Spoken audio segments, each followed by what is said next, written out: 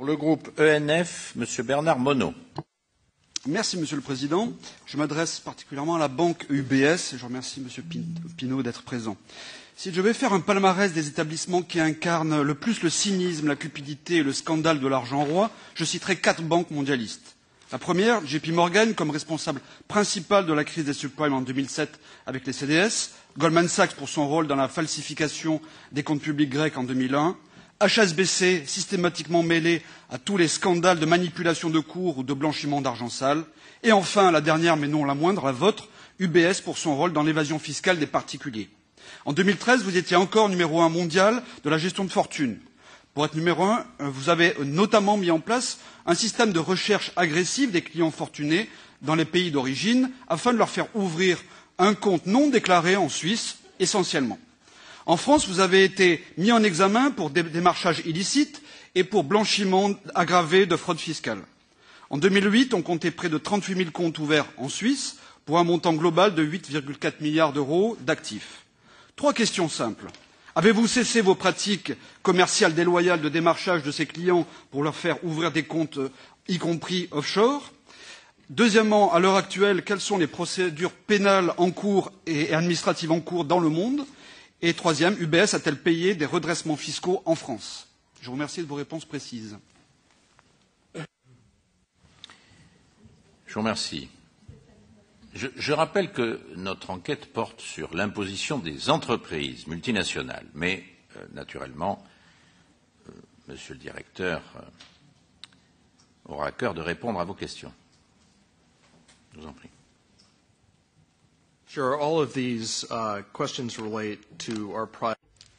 À vrai dire, il s'agit ici d'opérations bancaires de détail. Nous avons mis un terme à toutes les pratiques illégales, notamment lorsqu'il s'agissait d'utiliser la Suisse pour permettre à certains d'éviter l'impôt. Nous avons aujourd'hui différents accords avec des juridictions de par le monde qui permettent d'améliorer la transparence.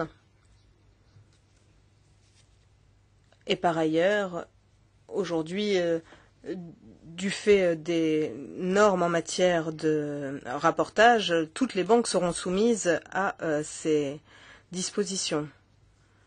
Évidemment, nous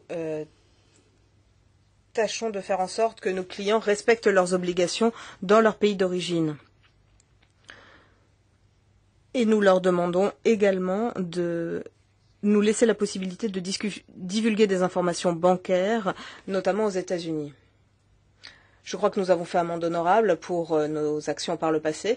Aujourd'hui, nous voulons faire ce qui est juste du point de vue de la fiscalité. Nous avons mis en place des contrôles pour éviter qu'il y ait le moindre problème.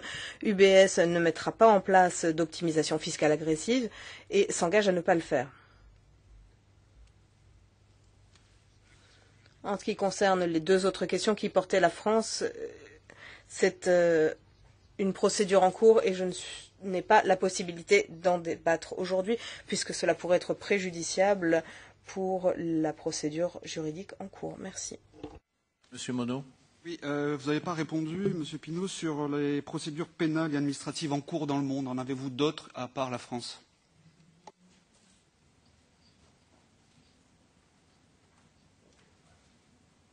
Il vient d'y répondre. Yeah, I mean, ongoing criminal proceedings are not. À vrai dire, je ne suis pas autorisée à parler des procédures pénales en cours. Merci. Désolée.